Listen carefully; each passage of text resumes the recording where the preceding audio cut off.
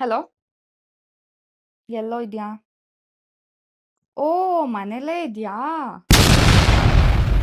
ಮನೇಲಿದ್ರು ಬೈತಿದ್ದೀನಿ ಅಂತನಾ?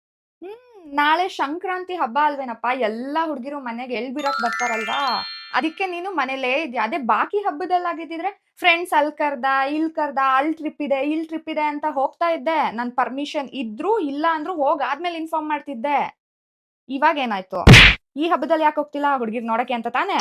ನಂಗ್ ತುಂಬಾ ಚೆನ್ನಾಗ್ ಗೊತ್ತು. ಸುಳ್ಳು ಹೇಳ್ಬೇಡ. ನಾಳೆ ಏನಾದ್ರೂ ಮನೇಲಿದ್ರೆ ನೀನು Unlikely. ಸಾಯಿಸ್ಬಿಡ್ತೀನಿ. ಹ್ಮ್. ನಿಮ್ ಏರಿಯಾಲು ಇರೋದೇನ್ ಬೇಕಾಗಿಲ್ಲ. ಏರಿಯಾಲು ಹುಡ್ಗಿರ್ ಓಡಾಡ್ತಾರೆ. ಓಕೆನಾ?